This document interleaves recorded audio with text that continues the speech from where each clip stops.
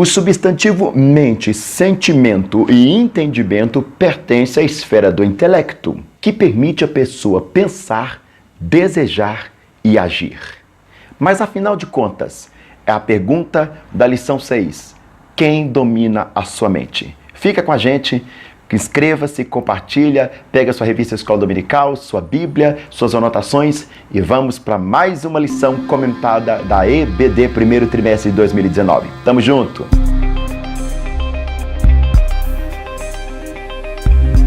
E o autor continuar na mesma perspectiva da semana passada, da lição 5, eu creio que essa lição aqui vai ser tremenda, porque eu gostei demais. Até agora, para mim, a lição 5 foi a melhor. Vamos ver se essa aqui vai conseguir superar? Lição 6, quem domina a sua mente tem a verdade prática. Os substantivos mente, sentimento e entendimento pertencem à esfera do intelecto, que permite a pessoa aprender, desejar, pensar e agir. O textual da nossa revista está em Filipenses capítulo 2, verso 5. De sorte que haja em vós o mesmo sentimento que houve também em Cristo Jesus. Só desses dois comentáriozinhos já valeu a revista inteira, porque é muito interessante isso aqui. Leitura bíblica em classe. Se você já fez, você pode pular o vídeo mais para frente. Mas como eu disse para vocês, tem pessoas que têm problema de visão e elas estão ouvindo a revista através dessas leituras que nós estamos fazendo. Então, você já tem, você já viu, não quer ler de novo, beleza. Passa o vídeo para frente. Mas o pessoal gosta de acompanhar essa parte. Filipenses, capítulo 4, verso 4 ao 9, diz assim a palavra de Deus. Regozijai-vos sempre no Senhor. Outra vez vos digo, regozijai-vos. Seja a vossa equidade notória a todos os homens, perto está o Senhor. Não estejais inquietos por coisa alguma, antes as vossas petições sejam em tudo conhecidas diante de Deus por orações e súplicas e com ações de graça. E a paz de Deus, que excede todo entendimento, guardará os corações e os vossos sentimentos em Cristo Jesus. Quanto aos mais, irmãos, tudo que é verdadeiro, tudo que é honesto, tudo que é justo, tudo que é puro, tudo que é amável, tudo que é de boa fama, se há alguma virtude, se há algum valor, nisso pensai. O que também aprendestes e recebestes e ouvistes e viste em mim, isso fazei, e o Deus de paz será convosco. A leitura ela tem um crivo um pouco mais ético do que necessariamente doutrinário.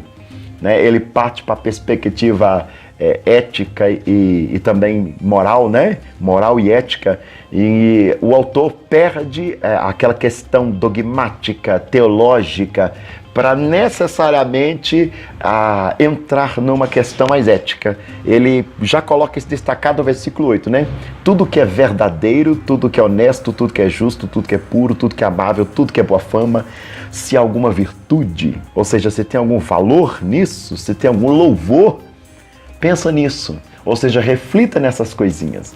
É interessante demais isso aqui, É interessante que o autor coloca 8 situações distintas, Verdadeiro, honesto, justo, puro, amável, boa fama, virtude e louvor. 8 colocações. E é bem interessante na mentalidade hebraica, O objetivo dessa lição tem que mostrar ao seguidor de Jesus como funciona a questão de ter a mente de Cristo. Os objetivos específicos referem-se ao que o professor deve atingir em cada tópico. Por exemplo, o objetivo do tópico 1 refere-se ao tópico 1 e aos seus respectivos subtópicos. Eu não sei por que ele colocou isso aqui, mas deixa pra lá, Deixa pra lá. Bom, primeiro nós vamos explicar as epístolas aos Filipenses, depois nós vamos conceituar a palavra mente no contexto bíblico e expor o conceito da expressão mente de Cristo. O que é ter mente de Cristo? Isso é muito interessante. Primeiro, é necessário que o cristão saiba quem é Cristo. É impossível ter a mente de alguém que sequer eu nem sei quem que é. Vê se vocês percebem a situação. Aí entra a questão já desafiadora da lição. Você sabe quem é Cristo? Você conhece a Cristo? Quem nasceu de novo é uma nova criatura. E assim a vida cristã é norteada pelo Espírito Santo.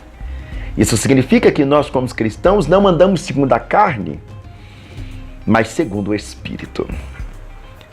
A presente lição é uma reflexão introspectiva sobre a nossa maneira de viver, nas nossas atitudes e as nossas decisões, e se realmente o Senhor Jesus Cristo é o Senhor do nosso pensamento. A coisa está estreita, né? Quem é que domina a sua mente? O ponto central da revista é: nós temos a mente de Cristo. O que funciona isso? Que a mente de Cristo ela perpassa em, primeiro, derrubar as minhas posições pessoais para que a de Cristo prevaleça. A partir do momento que eu estou mais preocupado com as minhas posições pessoais, inclusive as individualistas, é complicado a gente entender que temos uma mente de Cristo, uma vez que Cristo é partilha. Esses vídeos, por exemplo, têm a única função de partilhar conhecimento. A partir de um programa que eu estou, o programa proposto pela CPAD, a gente vai lendo e refletindo a respeito das propostas do autor e diante disso a gente vai partilhando algumas informações. Nem é o melhor, nem é o único vídeo, tem muitos, mas é interessante essa perspectiva de partilha. A nossa alegria em partilhar. Como que funciona isso? Vamos para o primeiro tópico, sobre a Epístola aos Filipenses. O autor, como eu fiz na lição passada, a quinta, ele entrou para uma perspectiva mais exegética e menos doxa, E eu gostei muito, Agora ele está apresentando um texto, e antes de apresentar o texto, ele apresenta o contexto, toda a sua perspectiva, para fazer a gente entender o que ele está querendo naquele episódio propriamente dito. Filipos era uma colônia romana e uma das principais cidades da Macedônia. Paulo esteve na cidade por ocasião da sua segunda viagem missionária e ali fundou a primeira igreja europeia.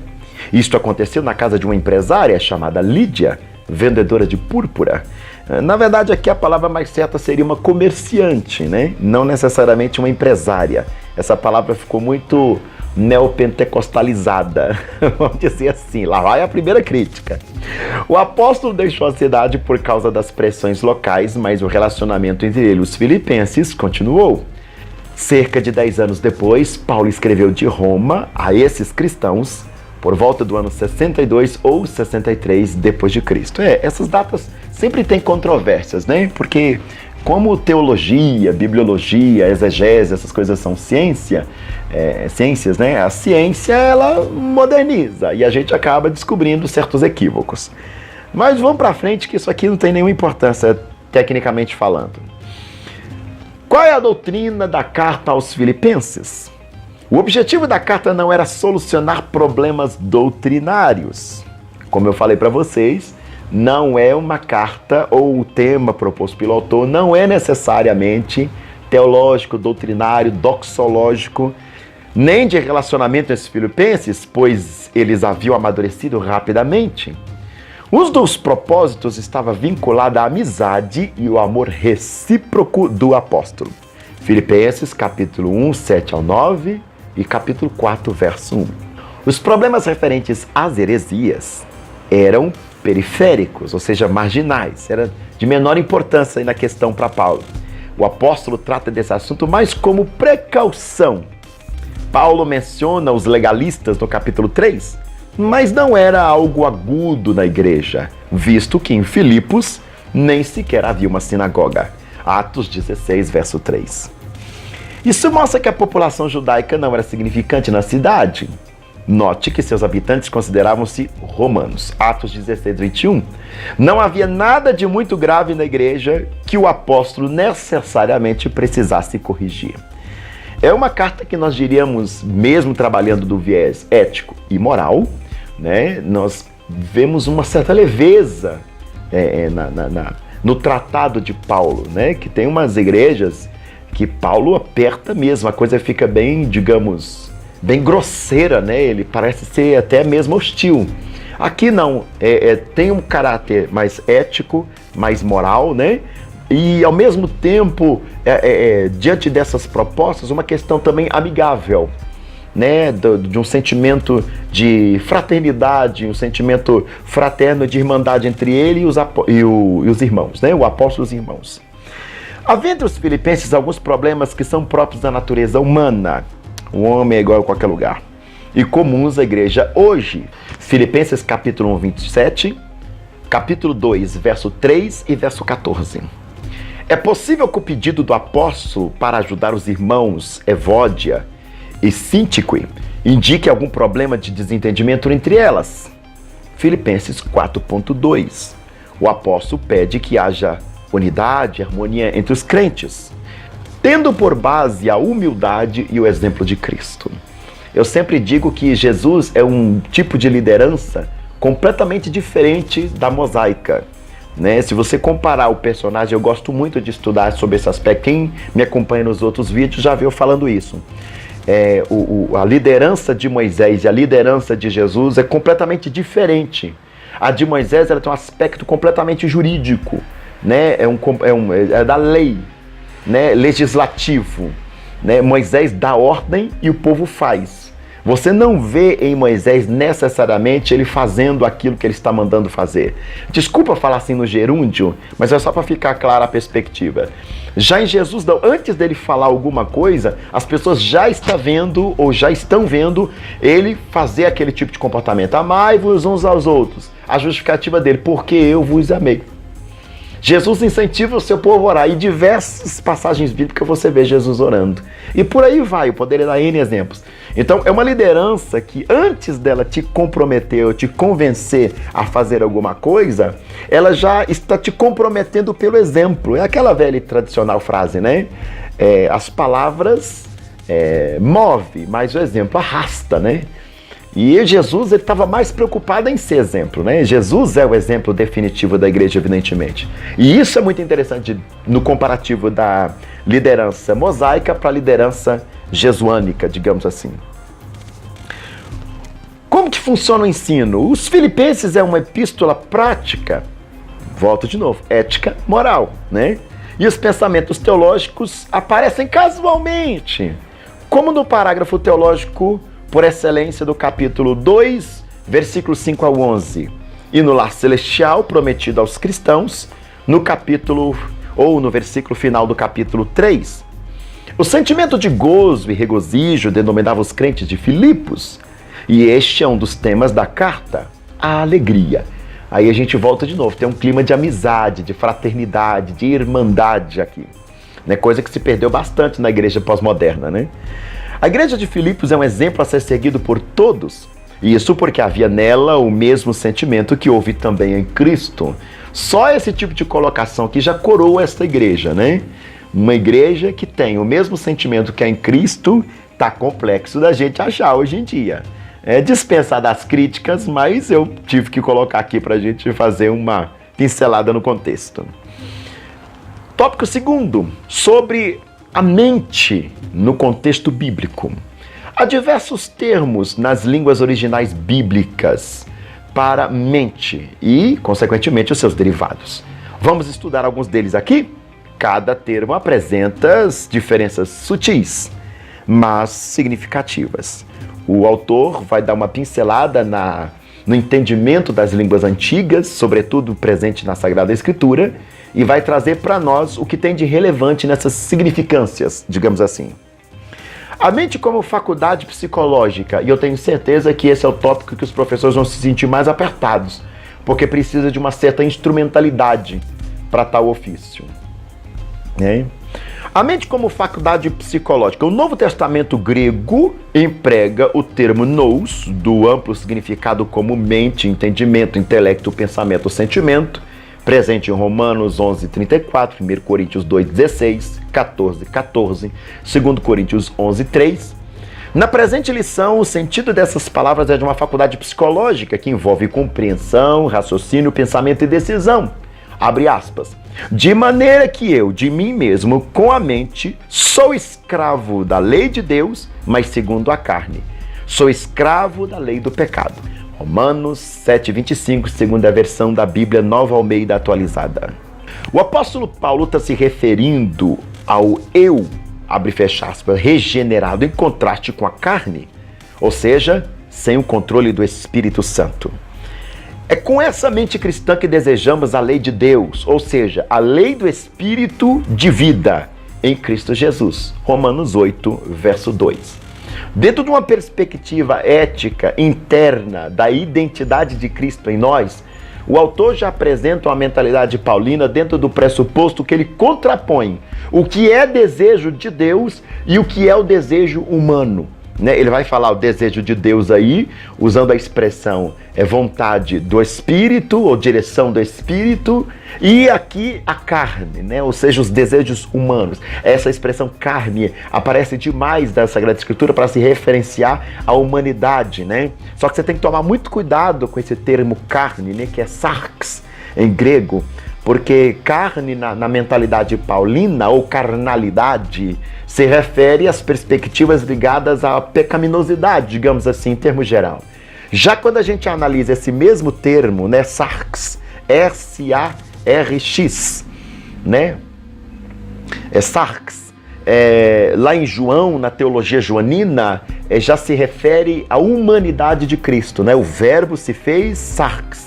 O verbo se fez carne. Então, tem que tomar muito cuidado com essas colocações para saber o que é carne na Bíblia, se é pecaminosidade, se é humanidade, porque se a gente misturar a coisa toda, não vai ficar bom, não.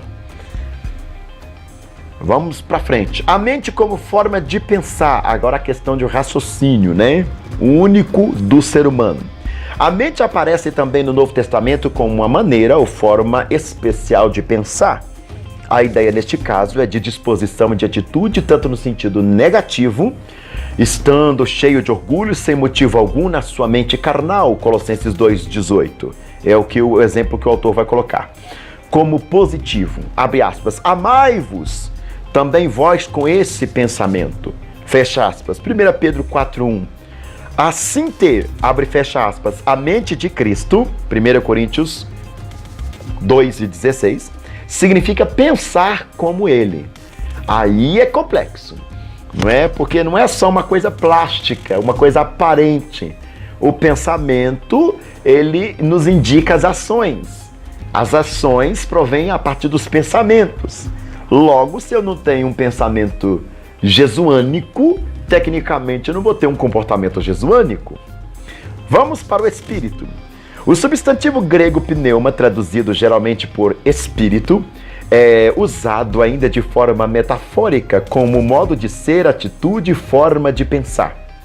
Abre aspas. Se algum homem chegar a ser surpreendido em alguma ofensa, vós que sois espirituais, encaminhai-o tal com o espírito de mansidão. Fecha aspas, Gálatas 6:1. É uma atitude ou modo de ser que reflete a forma como uma pessoa encara ou pensa sobre o assunto. Essa expressão é usada em contraste entre o divino e o meramente humano.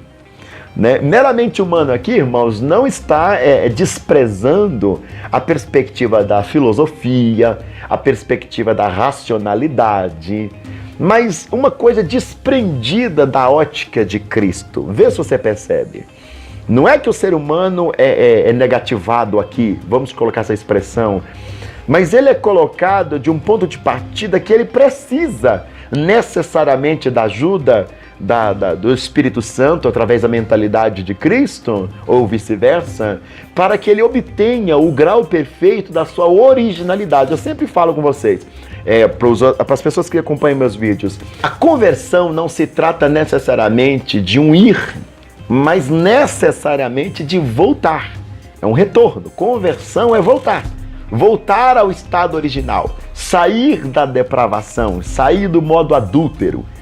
Adúltero aqui no sentido de a adulteração da imagem original que Deus formou em nós. Vê se você compreende o raciocínio teológico aqui agora. E ele coloca essas questões para nós entendermos que não necessariamente o ser humano é negativo. Há inúmeras competências humanas, Nós diríamos filosófica, psicológica, psiquiátricas e por aí vai. O próprio sentido racional da questão mais aberta é uma preocupação que o autor está colocando aqui em não necessariamente negativar essas coisas, essas competências. Mas dizer que nós precisamos, para atingir ao que chamamos de perfeição, e a teologia e a doutrina vai chamar de santidade, enquadrar-nos aquilo que é exatamente a mentalidade de Cristo. Ou seja, emoldurar todo o nosso pensamento ao que Cristo pensa. E isso é desafiador. Entra aí, sobretudo, o que está por trás disso, a perspectiva de discipulado, né? O sonho de todo discípulo é ser confundido com seu mestre. Não, mas você é a cara do seu professor. É o sonho de todo discípulo. Sobretudo se ele está seguindo o mestre que ele admira. A igreja deve ser tremendamente preocupada em se parecer com Jesus Cristo. Aí entra aquele versículo que diz: não mais vivo eu, mas Cristo vive em mim. Isso é muito interessante. Aí o autor vai colocar as referências de Marcos capítulo 2, verso 8, Atos capítulo 17, verso 16, 1 Coríntios 2, 11, capítulo 5, verso 5, Colossenses 2, 5. E o coração? Vamos lá, né? O coração aparece em toda a Bíblia como centro da vida física, espiritual, mental, emotiva, volitiva, aqui está falando das vontades, né? É a fonte de vários sentimentos e afeições, como alegria, tristeza, Provérbios 25, 20, Isaías 65, 14. O coração é a sede dos pensamentos e da compreensão, Deuteronômio 29, 4, Provérbios 14, 10. Seu uso metafórico aparece na fonte causativa da vida psicológica de uma pessoa, em seus vários aspectos, mas a ênfase especial nos pensamentos significa homem interior, né? Pelo amor de Deus, não vamos confundir, né, o que a ciência já nos apresentou, toda a racionalidade, né, a fonte mental, emotiva, volitiva e por aí vai, está aqui, ó, no cérebro, na mente, pelo amor de Deus, né? Não mistura as coisas, porque tem uns crentes que ficam bravos, né? Quando a ciência apresenta alguma coisa na perspectiva que vai além da compreensão científica bíblica, ele fica bravo. Só que é necessário nós não confundirmos o que é conhecimentos gerais do homem antigo, né, o escritor sagrado, e o que é necessariamente teológico. A doutrina bíblica, ela nunca fica ultrapassada, mas nós sabemos que muitos conhecimentos gerais que a Bíblia apresenta, das informações que aquele escritor sagrado tem para escrever seus textos, são informações ultrapassadas. A gente tem que ter maturidade para compreender isso. Ele não está psicografando texto nenhum. Deus o está usando para escrever os textos sagrados e na maioria dos casos ele nem sabe que aquilo ali será um texto canônico. Vamos colocar isso aqui na mesa, né? Isso aqui é matéria de bibliologia, mas vamos colocar isso na mesa. O escritor sagrado nem, na maioria das vezes, 99,9% das coisas, ele nem sabe que aquilo ali vai virar um texto sagrado, um texto canônico. Ele nem tem noção disso. Ele está enviando um documento que na mentalidade deles é só uma carta mesmo para um grupo de pessoas e não tem a pretensão maior do que isso, né? Mas o Espírito Santo, pela sua graça infinita e misericórdia, aprove a determinar, através da sua Santa Igreja, o texto canônico para nós alicerçarmos a regula fidei, que nós traduzimos para regra de fé. Então, aqui, propriamente dito, no contexto, o autor não está querendo dizer, o autor sagrado, né, lá em Provérbios, lá em Isaías, em Deuteronômio, que o coração é fonte necessariamente de coisas espirituais e mentais, emotiva e volitiva, né, o centro da vida física. Ele está querendo dizer, aqui dentro do programa apresentado do seu contexto, que o coração é a fonte do que nós chamamos de homem interior. E por que não dizer identidade? Né? É um tanto metafórico, vamos dizer assim, como está registrado em Mateus 22, 37, 2 Coríntios 9, 7, Romanos 2, 5. Esse sentido aparece aqui também no Antigo Testamento. Guarda o teu coração, porque deles procedem as saídas para a vida. Provérbios 4, 23, um versículo muito famoso, né? E é bom a gente colocar essas ponderações para o aluno, porque nós estamos tratando com pessoas que são universitárias. Né? Quando eu chego para um aluno que é universitário, no meu caso, por exemplo, eu já dei curso médio em teologia pela escola que eu trabalho para alunos que eram cardiologistas, né? Gente bem estudada mesmo, gente pós-graduada, mestrandos. E como que a gente vai casar essas verdades bíblicas com a verdade científica? Porque a Sagrada Escritura não desfaz a ciência. Né? Outro dia, não faz parte do contexto, mas só para dar um exemplo do que eu estou querendo dizer, uma irmã brigou comigo porque eu afirmei para ela que existiu dinossauros, né? E ela virou para mim assim, não, você não pode afirmar isso não, porque a Bíblia não diz que existia dinossauro. Eu falei, é verdade que a Bíblia não diz, e ela nem está preocupada com isso, evidentemente. O assunto da Bíblia é Deus e o homem, o resto é marginal, né? A Bíblia não está preocupada em traçar necessariamente a história de todo o universo. Nunca, imagina que pretensão, nós carregaríamos um prédio de no mínimo 50 andares nas costas toda vez que fôssemos para a igreja, de tanta informação que acontece dentro da Bíblia. A Bíblia quer falar de Deus e o homem. O que une esses dois assuntos é pecado e salvação. É isso que a Bíblia quer falar. Já a ciência provou que existiram os dinossauros, inclusive o Brasil é um dos maiores sítios arqueológicos do mundo. Não é preciso você viajar para muito longe para encontrar um museu com fósseis. A mesma Bíblia não ter colocado, tais bestas feras existiram. E a gente não pode negar. Vê se você entende agora. Aí um evangelho passa a ser um evangelho inteligente.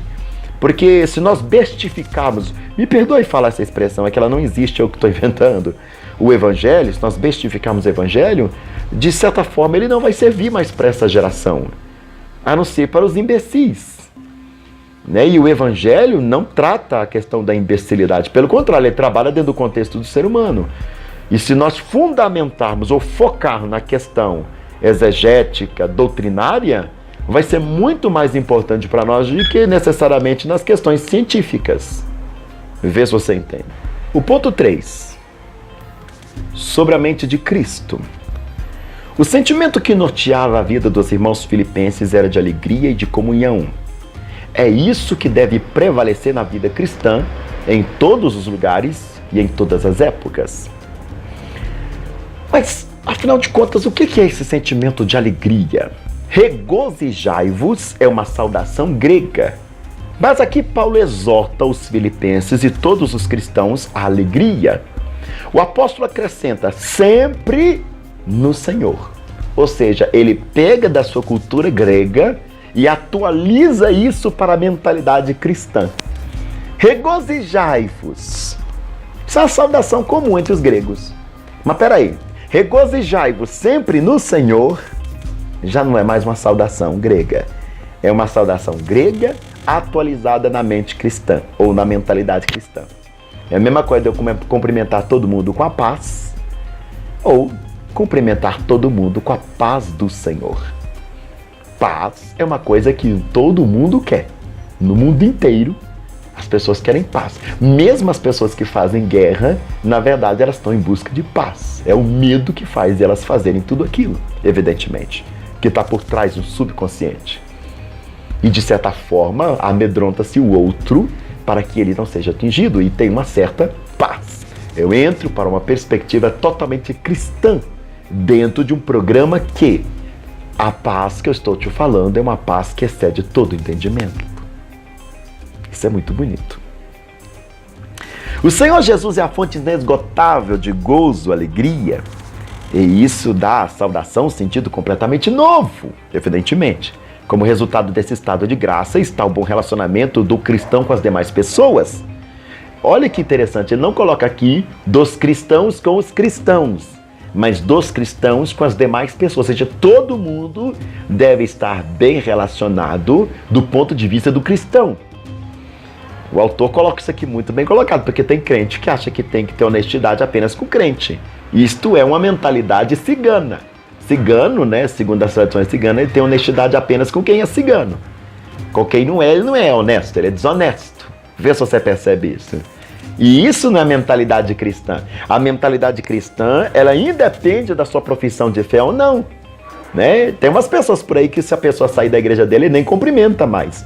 Ia na casa da pessoa, comia macarronada, tomava café e tudo mais. Mas a pessoa saiu da igreja dele, ele não cumprimenta mais.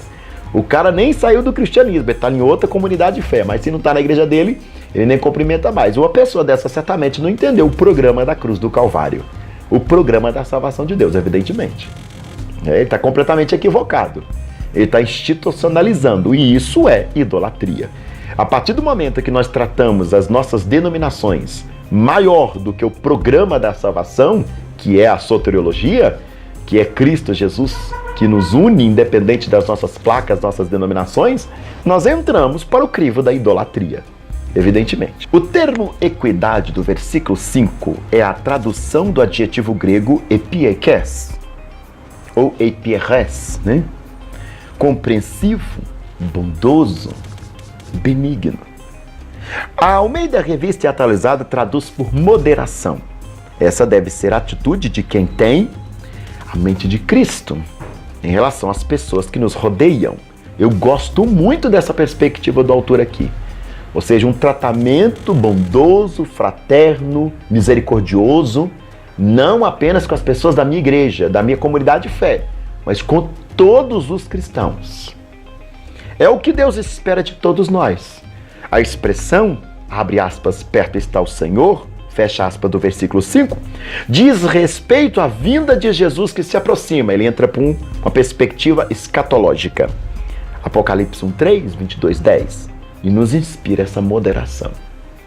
Ele coloca o sentido escatológico de vivermos hoje no resultado de amanhã. A nossa gratidão com Deus, como que funciona isso? Os filipenses viviam num clima de perseguição religiosa. Paulo estava na prisão, mas nada disso era problema suficiente para roubar a alegria dos crentes. Abre aspas, a alegria do Senhor é a nossa força. Neemias 8:10. Mesmo nas dificuldades, quem tem uma mente guiada por Cristo não se desespera. Antes, as suas petições são levadas à presença de Deus, pela oração, súplica e ações de graça. Versículo 6. E a paz de Deus, como funciona isso? Eu dei já uma pincelada nesse assunto, mas o autor entra na mentalidade aqui, né? O termo noema, pensamento, mente, diz respeito à faculdade geral de julgamento para tomar decisões, no sentido de bem ou mal, certo ou errado. A ideia dessa palavra é de entendimento da vontade divina concernente à salvação, segundo prescreve 2 Coríntios 10:5. Esse noema pode se corromper, 2 Coríntios 11:3, e se tornar até endurecido, 2 Coríntios 3:14, a ponto de impedir a iluminação do Evangelho de Cristo, 2 Coríntios 4:4. Mas a paz de Deus na vida cristã, acima de todos os bens que uma pessoa pode adquirir, e sobrepuja a todo entendimento, pois vai além da razão humana. Aí a gente já começa a entender que a paz de Cristo vai além de um querer, de um desejo, mas de um mistério que é revelado entre a igreja, né? 1000 cairão ao teu lado, 10.000 à tua direita, e tu não serás atingido. E você está no meio da guerra, ó. 1000 caem à tua direita, 10.000 à tua esquerda, tá vendo? Você está no meio da guerra. Você está no meio de uma tempestade, é bagunça para tudo quanto é lado. Mas você está de pé, você está em paz, porque os seus olhos estão fitos no Senhor. É diferente a perspectiva. Ela excede o vosso coração e o vosso sentimento em Jesus Cristo. É muito interessante isso aqui.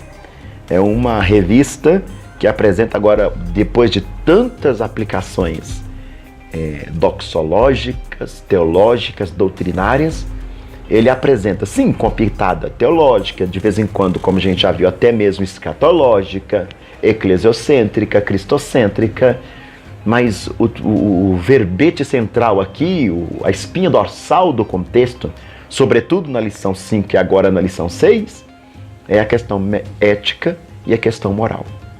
O nosso comportamento na vida diária, no lar, na igreja, no trabalho, na sociedade, reflete o que há em nosso coração. E isto mostra por si só quem domina nossa mente. Há pontos na fé cristã que são inegociáveis. E quem é dominado pelo Espírito não abre mão de sua fé, nem sequer 1 milímetro sequer, na sua fidelidade com Deus. Este é o Espírito que domina a mente dos crentes fiéis em Jesus Cristo. O autor abre a revista dizendo: quem domina a sua mente? Isso aqui não é uma pergunta, é uma afirmativa, porque não tem ponto de interrogação no final. E ele conclui que quem domina a mente do crente é o Espírito Santo. Logo, nos remete a pensar se nós estamos ou não em Cristo, se nós somos ou não convertidos, se nós abarcamos ou não o Evangelho de Jesus. Que o Senhor possa te abençoar tremendamente, elevando o nível espiritual e teológico da sua turma, da sua sala, da sua classe de escola dominical. Fica conosco, se inscreve, continua conosco, porque mais vídeos vêm por aí nessa vertente. Sem palavra, não dá para viver. E você, professor, professora, tem a mente de Cristo? É a pergunta que não quer calar. O autor não faz uma pergunta, mas eu estou fazendo, dentro do contexto apresentado para o programa. Fica aí a proposta de reflexão.